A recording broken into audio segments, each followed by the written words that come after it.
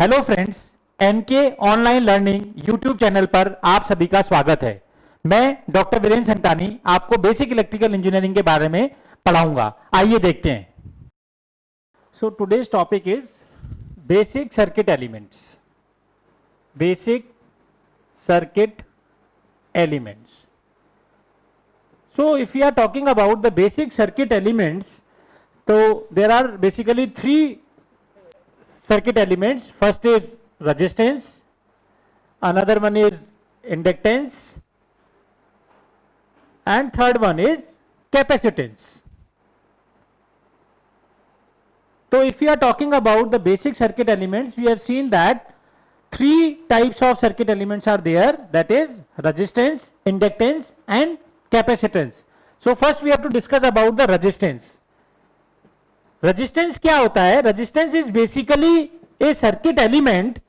By the virtue of it, it opposes the current flow and it basically converts the electrical energy into heat energy. क्या मतलब है? Resistance वो circuit element कहलाता है जो कि करंट के फ्लो का अपोज करता है और जिसमें हम क्या बोल रहे हैं कि इलेक्ट्रिकल का energy is converted into heat energy, यानी इसमें लॉसेस होते हैं। If you are talking about the symbol of resistance, it can be represented at this is circuit symbol of resistance and the unit of this resistance is Om.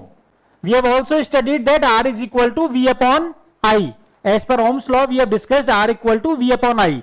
Means if I am saying the unit is ohm, so what is the 1 ohm? Basically 1 ohm हम किसको कहते हैं? 1 ohm हम उसको कहेंगे जिसमें कि conductor में अगर 1 एम्पियर करंट फ्लो होने के लिए, ठीक, अगर उसके अक्रॉस वोल्टेज 1 वोल्ट का है तो हम कहेंगे उस कंडक्टर का रेजिस्टेंस कितना होगा? 1 ohm. That is R is equal to V upon I. Means अगर कंडक्टर में 1 एम्पियर करंट हम फ्लो करना चाह रहे हैं तो उसके अक्रॉस जो वोल्टेज डिफरेंस होगा वो अगर 1 वोल्ट है तो उस कंडक्टर का रेजिस्टेंस कितना होगा? 1 ओम होगा। बेसिकली अगर हम बात करें कि किसी भी कंडक्टर का रेजिस्टेंस किन चीजों पे डिपेंड करता है, तो देखिए the factors which governs the value of resistance is, first one is it's directly proportional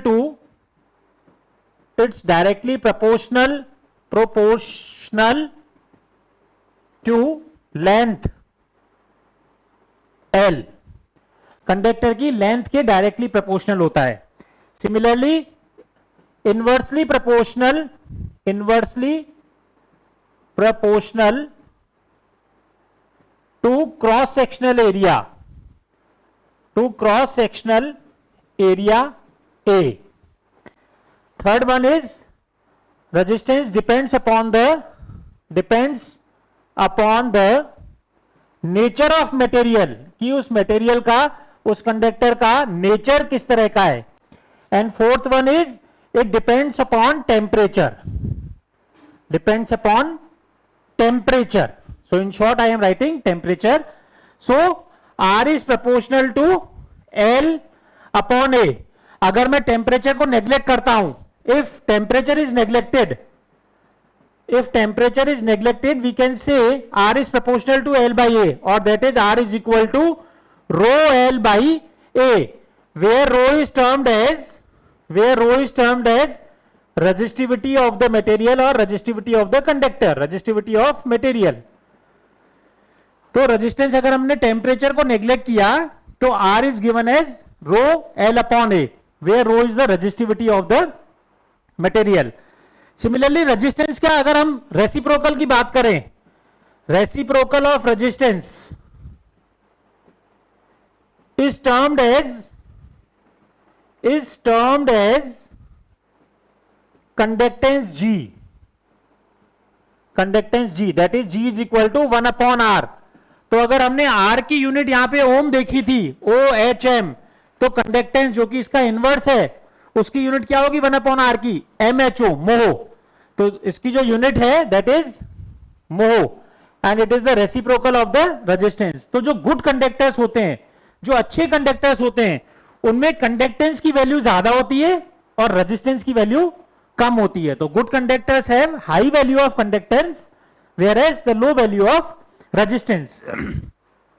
similarly अगर मैंने टेम्परेचर को पहले नेग्लेक्ट करने की बात कही थी, अगर हम टेम्परेचर को कंसीडर करते हैं तो किसी भी मटेरियल का जो रेजिस्टेंस होता है R T, that is given as R naught 1 plus alpha T, जहां पर कि आर टी जो है मटेरियल का रेजिस्टेंस है, resistance of material eight T degree centigrade, that is 273 plus T, है ना. तो इसको हम क्या केल्विन में कन्वर्ट करने के लिए हम क्या करते हैं, 273 इसमें ऐड कर देते हैं.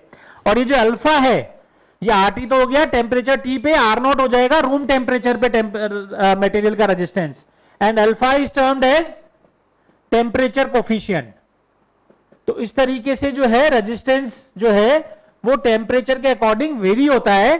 That is R T equal to R naught 1 plus alpha T, where R naught is resistance of material at room temperature, it is at T degree centigrade, जिसमें कि हमने 273 को ऐड कर देते हैं, और अल्फा जो होता है that is termed as temperature coefficient. तो this is all about the story of resistance. Second one is inductance. So if you are talking about the inductance as a circuit element, so inductance is a basically circuit element. By the virtue of it, it basically opposes the change of current in the particular coil or a conductor, and it stores the electrical energy in the form of magnetic field. Inductor क्या करता है basically, मैंने क्या बताया कि changing flow of current का oppose करता है. करंट अगर बढ़ रही है तो उसके बढ़ने का अपोज करेगा, अगर करंट कम हो रही है तो उसके कम होने का अपोज करेगा. एंड सिमिलरली इसमें इलेक्ट्रिकल एनर्जी जो है वो हम क्या बोल रहे हैं कि electrical energy stored in the form of magnetic field. Magnetic field की फॉर्म में जो है वो इसको जो है इलेक्ट्रिकल एनर्जी को स्टोर करके रखता है. And basically inductor has no meaning, inductor का कोई मतलब नहीं है अगर सर्किट में, कॉइल में या कंडक्टर में करंट टाइम के रेस्पेक्ट में चेंज नहीं हो रहा है. तो मींस इंडक्टेंस की वैल्यू ही तभी है, या इंडक्टेंस का मतलब ही तभी है जब किसी कॉइल या कंडक्टर में करंट टाइम के रेस्पेक्ट में चेंज हो रही है. तो देखिए अगर करंट बढ़ती हुई है, अगर इंडक्टर में हम बोल रहे हैं कि सर्किट में हमने करंट अप्लाई किया और वो करंट अगर बढ़ रही है, तो बढ़ती हुई करंट में इंडक्टर क्या करता है, it stores the electrical energy, अपनी इलेक्ट्रिकल एनर्जी को वो स्टोर करता है, और उसके अक्रॉस जो वोल्टेज है उस टाइम पे ड्रॉप हो रहा होता है, वोल्टेज कम हो रहा होता है. और सिमिलरली जब करंट कम हो रही होती है तो कम करने का अपोज कैसे करेगा, जो पहले उसने इलेक्ट्रिकल एनर्जी स्टोर की थी वो इलेक्ट्रिकल एनर्जी अब वो रिलीज करेगा. और जब इंडक्टर एनर्जी को रिलीज करता है तो आपका वोल्टेज क्या हो जाता है, बूस्टअप हो जाता है. ठीक, जो कि हम आगे जाके चॉपर के प्रिंसिपल में भी पढ़ेंगे. स्टेप अप चॉपर में जब इंडक्टर एनर्जी को रिलीज करता है तो वोल्टेज बढ़ जाता है. तो मैंने क्या बताया अभी तक, हमेशा चेंज इन करंट का अपोज करेगा. जिस टाइम पर करंट बढ़ रही है तो वोल्टेज कम कर देगा और इलेक्ट्रिकल एनर्जी को स्टोर करेगा in the form of magnetic field. जब करंट कम हो रही है तो कम होती हुई करंट का अपोज कैसे करेगा, इलेक्ट्रिकल एनर्जी जो पहले उसने स्टोर की थी वो रिलीज करेगा और वोल्टेज को बूस्ट कर देगा. Basically, the circuit symbol of inductance is represented as this. This is the circuit symbol of inductance. Means हम हमेशा सर्किट में इंडक्टेंस को इस तरह से रिप्रेजेंट करते हैं. If we talk about the unit of inductance, the unit of inductance is given in Henry and it is represented as capital H. Capital H से अपन इसको रिप्रेजेंट करते हैं. बेसिकली हम इंडक्टेंस बोलते किसको हैं, inductance is the ability of inductor which basically converts the electrical energy in the form of magnetic field. यानी ये इंडक्टर की एबिलिटी है जिसमें कि वो इलेक्ट्रिकल एनर्जी को मैग्नेटिक फील्ड की फॉर्म में स्टोर करता है. अगर किसी कॉइल या कंडक्टर के इंडक्टेंस की बात करें तो it is represented as given as N square mu A upon L. Inductance जो होता है कॉइल या कंडक्टर का that is given as N square mu upon mu a into mu a upon L, where mu is permeability permeability of the material of core or conductor. N is equal to number of turns in the coil. A is cross sectional area of the coil, cross sectional area of coil, and L is length of the coil. So this is basically the inductance of a coil or conductor where all the terminologies are given. Basically inductor क्या होता है, जो हमने बात करी थी कि resistance में electrical energy is converted to heat energy, means losses are there, but if you are talking about the pure inductor, no any type of losses are occur in the case of inductance और inductor. Means electrical energy is stored in the form of magnetic field and there are no losses occurs in inductance. That is all about the story of inductance. Third one and last one is capacitance. So capacitance is the basically the circuit element which appears only when time varying voltage is appeared or applied across its plates.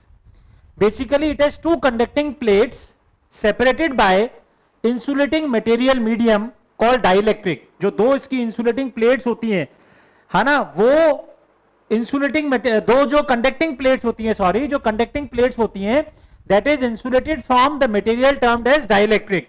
It is represented as, if you talking about this capacitance, how we are going to represent in a circuit, it is represented as like this. So here ये जो दो जो हैं ये conducting plates हैं और दोनों conducting plates के बीच में यहां पे जो है दिस इज चार्ज. तो दोनों कंडक्टिंग प्लेट्स के बीच में जो है हमने क्या बोला, इंसुलेटिंग मटेरियल जो होता है ना, जो इसको सेपरेट करता है, उसको हम बोलते हैं dielectric. And the capacitance is element in which the electrical energy is stored in the form of electrostatic field. Electrostatic field की फॉर्म में जो है इलेक्ट्रिकल एनर्जी स्टोर रहती है. तो when the capacitor, the voltage across the capacitor plate in increasing in nature, अगर voltage capacitor plates के across बढ़ता हुआ होता है तो उस टाइम पे कैपेसिटर क्या करता है, इलेक्ट्रिकल एनर्जी को स्टोर करता है in the form of electrostatic field, और करंट उस टाइम पे क्या करता है, कैपेसिटर ड्रॉ करता है. लेकिन जिस टाइम पर इसके अक्रॉस वोल्टेज, कैपेसिटर के अक्रॉस वोल्टेज डिक्रीज होता हुआ होता है, तो जो पहले एनर्जी इसने स्टोर की थी वो एनर्जी रिलीज करता है और करंट जो है उस टाइम पर ये करंट को देता है. मतलब ये एक तरह से आपका क्या काम करेगा, सप्लाई का काम करेगा, करंट को करंट सप्लाई करने का काम करता है और अपनी जो स्टोर्ड एनर्जी थी उसको रिलीज करता है. तो देखिए क्या क्या बोलते हैं, अगर कैपेसिटेंस की अगर हम बात करें तो capacitance is termed as C is equal to Q upon V, where Q is charge on plate, charge on one plate of capacitor,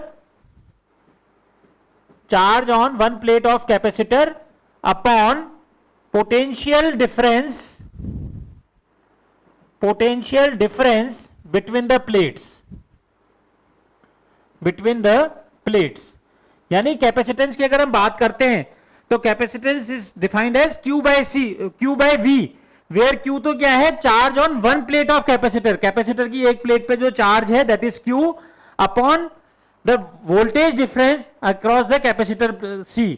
तो इस कैपेसिटेंस की जो यूनिट होती है वो क्या होती है, फेरेड में हम इसकी जो यूनिट होती है दैट इज फेरेड. तो 1 फेरेड क्या होता है, इससे क्या निकल के आएगा, 1 फेरेड हम किसको बोलते हैं, 1 फेरेड इज डिफाइंड एज कि to produce the 1 coulomb of charge, यानी कैपेसिटर प्लेट के अक्रॉस 1 कूलम चार्ज लाने के लिए अगर मुझे 1 वोल्ट वोल्टेज लगाना पड़े तो उस कैपेसिटर का कैपेसिटेंस कितना होगा, 1 फेरेड. तो this is given in फेरेड, this is given in coulomb and this is given in voltage. तो हम 1 फेरेड में फिर से बोल रहा हूं, 1 फेरेड हम किसको बोलेंगे कि अगर कैपेसिटेंस के अक्रॉस, कैपेसिटर प्लेट के अक्रॉस 1 कूलम चार्ज एस्टेब्लिश करने के लिए अगर इसके अक्रॉस, इनकी प्लेट्स के अक्रॉस मुझे 1 वोल्ट का voltage difference, potential difference apply करना पड़े तो उस कैपेसिटर की कैपेसिटेंस 1 फेरेड होगी. ठीक, तो इसलिए हम क्या बोलते हैं, the unit is farad, that is represented as Q by V. अगर कैपेसिटेंस की बात करें, capacitance is also given as epsilon A by D, C is equal to epsilon A upon D, where A is the cross sectional area of the plates, D is the distance between plates and E is the permittivity of the dielectric material. तो उसको हम क्या बोलते हैं? The capacitance is epsilon not a upon D. Again as in the case of resistance, we have discussed that the electric energy was converted into heat energy in the case of resistance, but here in the case of capacitance, again no such losses are occurs in the case of capacitance. Electrical energy is stored in the form of electrostatic field, है ना. तो ये अपने को ध्यान रखना है कि इसमें लॉसेस बिल्कुल आइडियली जीरो होते हैं, जीरो लॉसेस होते हैं, और इलेक्ट्रिकल एनर्जी जो है वो इलेक्ट्रोस्टैटिक फील्ड की फॉर्म में स्टोर रहती है. This is all about the capacitance. Classification of circuit elements. तो इलेक्ट्रिकल सर्किट में कितने तरह के एलिमेंट्स होते हैं, देखिए वन बाय वन हम डिस्कस करते हैं. सबसे पहले हम बात करते हैं एक्टिव एलिमेंट्स की. तो अगर एक्टिव एलिमेंट्स की अपन बात करते हैं तो एक्टिव एलिमेंट्स वो एलिमेंट्स होते हैं जो कि इलेक्ट्रिकल सर्किट में एनर्जी प्रोवाइड कराते हैं, और वो एनर्जी या तो वोल्टेज की फॉर्म में हो सकती है या करंट की फॉर्म में हो सकती है. जैसा कि हमने पढ़ा भी था कि वोल्टेज सोर्सेस क्या करते हैं, वोल्टेज की फॉर्म में एनर्जी देते हैं, और करंट सोर्स जो है वो करंट की फॉर्म में एनर्जी देते हैं. तो एक्टिव एलिमेंट्स में क्या बता रहा हूं कि वो एलिमेंट जो कि नेटवर्क में एनर्जी का देने का काम करते हैं. अगर इनके एग्जांपल्स की बात हम कर रहे हैं, इनके जो एग्जांपल्स हैं वो क्या हो जाएंगे, बैटरीज, सेल्स, अल्टरनेटर्स, जो कि सारे तरीके के एलिमेंट्स क्या हैं, एनर्जी देने का काम करते हैं. दूसरे अगर एलिमेंट की बात करता हूं मैं, तो दूसरे तरह के एलिमेंट होते हैं पैसिव एलिमेंट्स. पैसिव एलिमेंट्स कौन से एलिमेंट्स होते हैं, जो कि इलेक्ट्रिकल सर्किट में या तो एनर्जी को उसमें डिसिपिएट होती है या फिर वो एनर्जी को स्टोर करते हैं.